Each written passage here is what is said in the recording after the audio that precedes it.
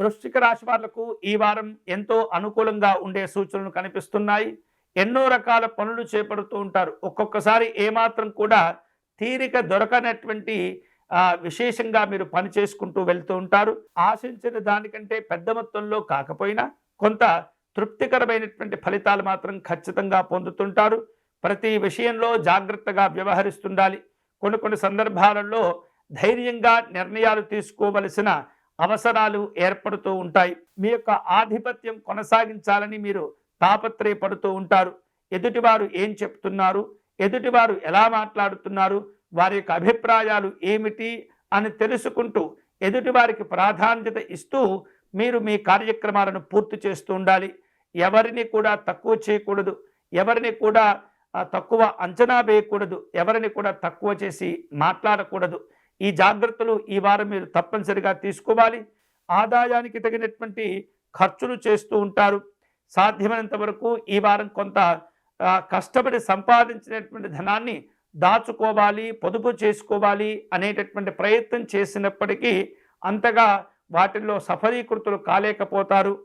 వివిధ రూపాల్లో కీలకమైన ముఖ్యమైనటువంటి పనులు కార్యక్రమాలు ఏవైతే ఉంటాయో అవి మీరే స్వయంగా చేస్తూ ఉండాలి, ఇతరులకు అప్పచెప్పకూడదు. అలాగే కుటుంబ కార్యక్రమాలు, కుటుంబ బాధ్యతలపైన మీరు ఎక్కువగా ఈ వారం దృష్టిని కేంద్రీకరిస్తూ ఉండాలి. జీవిత భాగస్వామి యొక్క అనారోగ్య భావాలు అన్నీ కూడా తగ్గిపోతాయి. మంచి అనుకూలతలు ఏర్పడుతుంటాయి. వివాహాల శుభ కార్యక్రమాల కోసం కొన్ని ఆలోచనలు చేస్తుంటారు. ప్రణాళికలను కూడా రూపొందించుకుంటుంటారు. వివిధ రూపాల్లో పెద్దవారితో సమావేశమయ్యవలసిన అవసరాలు కూడా ఏర్పడుతూ ఉంటాయి. వైద్యపరమైనటువంటి ఖర్చులుంటాయి, జాగ్రత్తగా ఉండాలి. వ్యాపార విషయాల్లో వివిధ రూపాల్లో ముఖ్యమైనటువంటి నిర్ణయాలు తీసుకోవలసిన అవసరాలు ఏర్పడుతుంటాయి. ఉపాధి అవకాశాలు చేపడుతూ ఉంటారు. వృత్తి పట్ల, ఉద్యోగాల పట్ల ఏమాత్రం కూడా మీరు అశ్రద్ధగా ఉండకూడదు.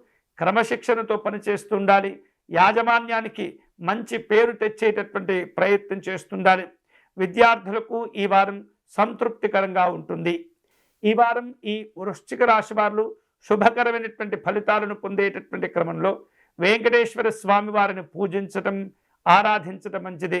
వెంకటేశ్వర స్వామి వారికి తులసి అర్చన విశేష శుభ ఫలితాలను కలగచేస్తుంది.